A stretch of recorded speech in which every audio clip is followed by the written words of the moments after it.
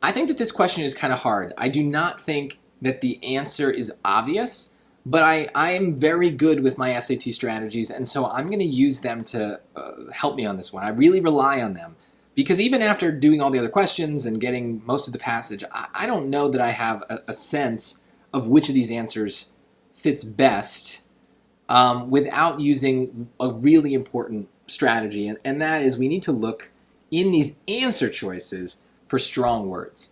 A lot of times, the right answer will be right because everything else is bad. And so, especially when we're confused about what we've read, that's what we want, is we want to find the bad answers. And then the right answer hopefully will just be whatever's left.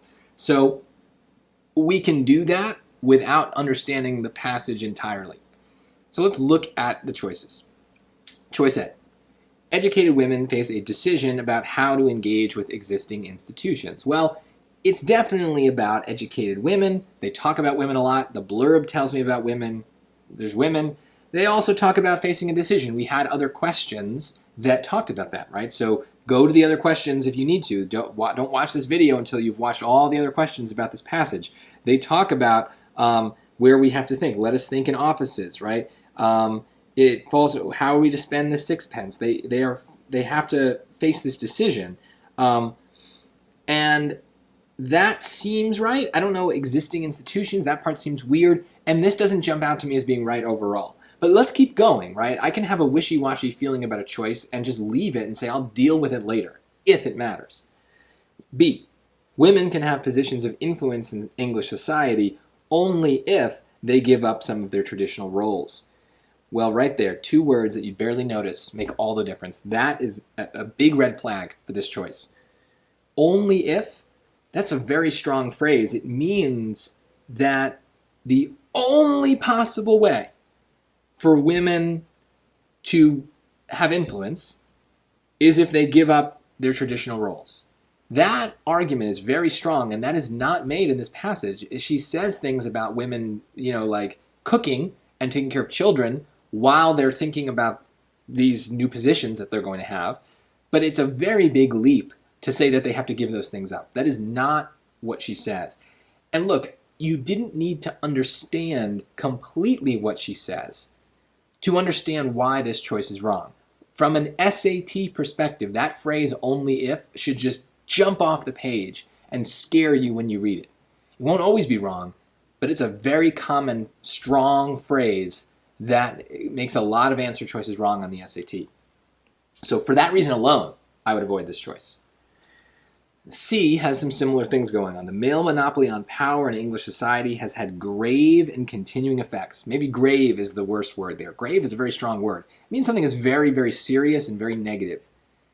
And look, you might have your own opinions on male power and the patriarchy, but this passage is not like a tirade against men.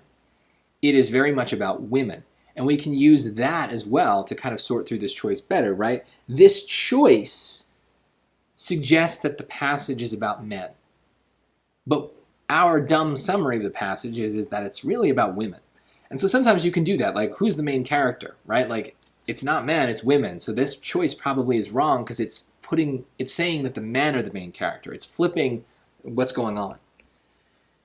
D, the entry of educated women into positions of power traditionally held by men will transform those positions. Again, a strong phrase that bothers me, even if I'd never read a word of this passage.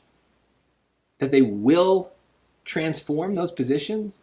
She doesn't say that. I mean, logically, yes, it makes sense that having women in roles traditionally held by men will in some way change those roles, right? I mean, that doesn't seem like a controversial thing to say, yet she's not saying it. So it doesn't matter whether it's true or not in real life. If she's not arguing that point, it's not our answer.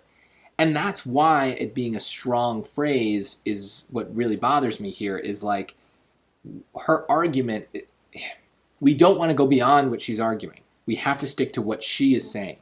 So she is saying that women face a decision.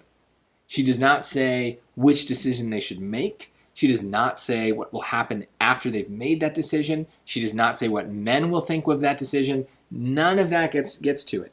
And that's why strong words are so helpful. because we notice when a choice goes too far, says too much. We like answers that are weak because they say just enough of what the passage says and not a lick more.